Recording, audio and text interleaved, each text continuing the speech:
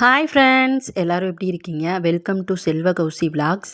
வாங்க ஃப்ரெண்ட்ஸ், இன்றைக்கி ஒரு மினி விலாக் பார்க்கலாம். ஆக்சுவலாக இன்றைக்கி ஃப்ரைடே ஒரு விலாக் தான்.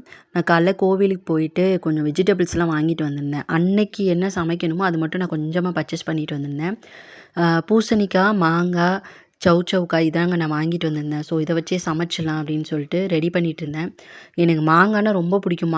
மார்க்கெட்டில் பார்க்கும்போதே ரொம்ப டெம்ட் ஆயிடுச்சு. ஸோ வீட்டுக்கு வந்து சாம்பார் வைக்கும்போது கூட நான் கட் பண்ணி சாப்பிட்டுட்டு இருந்தேன். உங்களுக்கு எத்தனை பேருக்கு மாங்காய் பிடிக்கும் அப்படின்றது வந்து மறக்காமல் சொல்லுங்கள். இந்த பூசணிக்காய் வந்து பீல் பண்ணுறது வந்து எனக்கு ரொம்ப சேலஞ்சாக இருந்தது. ரொம்ப நாள் கழித்து பூசணிக்காய் வைக்கிறோன்னு ஆசையாக சமைச்சா எனக்கு அந்த தோல் சீவுறதே பெரிய வேலையாக இருந்தது. ஸோ அதையும் பொறுமையாக உட்காந்து கட் பண்ணி எடுத்துகிட்டு அதுக்குள்ளே சாம்பாரே ரெடி ஆயிடுச்சு. ஸோ சாம்பார் வச்சுட்டு நான் வந்து பூசணிக்காய் கூட்டுக்கு வந்து ரெடி பண்ணிட்டேன். கடலைப்பருப்பு போட்டு பொரியலும் இல்லாமல் கூட்டும் இல்லாமல் நடுவில் அந்த மாதிரி பண்ண போகிறேன். ஸோ அதுக்கு வந்து வெங்காயம், பச்சை மிளகாய் எல்லாமே வதக்கிட்டு பூசணிக்காய், கடலைப்பருப்பு, உப்பு இது எல்லாமே போட்டுட்டு நல்லா கிளறிட்டு அப்படியே இந்த மண்பானையில் ஒரு 10 நிமிஷம் வச்சிங்கன்னா நல்லா வெந்துடும்.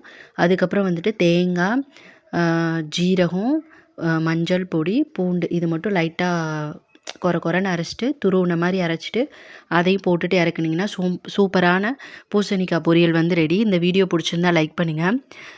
இதே மாதிரி ஒரு பியூட்டிஃபுல்லான வீடியோவில் பார்க்கலாம். Bye friends.